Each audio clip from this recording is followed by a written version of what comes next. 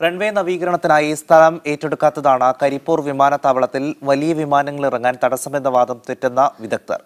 വലിയ വിമാനങ്ങൾ ഇറങ്ങുന്നതിനെയും സ്ഥലമേറ്റെടുപ്പിനെയും ബന്ധിപ്പിക്കാൻ ചില ഗൂഢനീക്കങ്ങൾ നടക്കുന്നതായും ആക്ഷേപമുണ്ട്.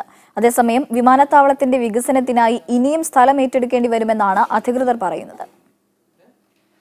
കരിപ്പൂർ വിമാനത്താവളത്തിൽ നവീകരണ പ്രവർത്തനങ്ങൾക്ക് മുമ്പ് ഇറങ്ങിയ വലിയ വിമാനങ്ങൾ ഇപ്പോൾ ഇറങ്ങുന്നതിന് സ്ഥലമേറ്റെടുപ്പ് എങ്ങനെയാണ് പ്രശ്നമാവുകയെന്ന ചോദ്യമാണ് ഉയരുന്നത്.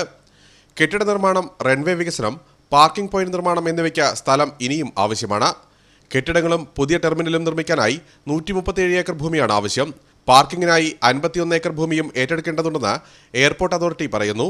എന്നാൽ വലിയ വിമാനങ്ങൾ ഇറങ്ങുന്നതിന് സ്ഥലമേറ്റെടുപ്പ് വൈകുന്നത് പ്രശ്നമേയല്ലെന്നാണ് MK രാഘവൻ MP പറയുന്നത്. വികസനവുമായി ബന്ധപ്പെട്ട കാര്യങ്ങൾക്ക് ഭൂമി വേണം, ശരിയായിരിക്കും. പക്ഷെ ഇന്നലെ വരെ ഇവിടെ സർവീസ് നടത്തിയിരുന്ന വിമാനങ്ങൾക്ക് വീണ്ടും സർവീസ് നടത്താൻ ഭൂമി ഏറ്റെടുക്കേണ്ട ആവശ്യമില്ല. വലിയ വിമാനങ്ങൾ ഇറങ്ങുന്നതും സ്ഥലമേറ്റെടുപ്പും തമ്മിൽ ബന്ധപ്പെടുത്തുന്നതിന് പിന്നിൽ സ്ഥാപിത താല്പര്യങ്ങളുണ്ടെന്ന ആക്ഷേപവും ശക്തമാണ്. കരിപ്പൂരിൽ റൺവേ തകർന്ന് റീസ്ട്രെങ്തനിങ് ചെയ്യുമ്പോൾ 71 PCN റൺവേ എന്തിനാണ് ഉണ്ടാക്കിയത്? അത് വലിയ വിമാനങ്ങൾക്കാണ്.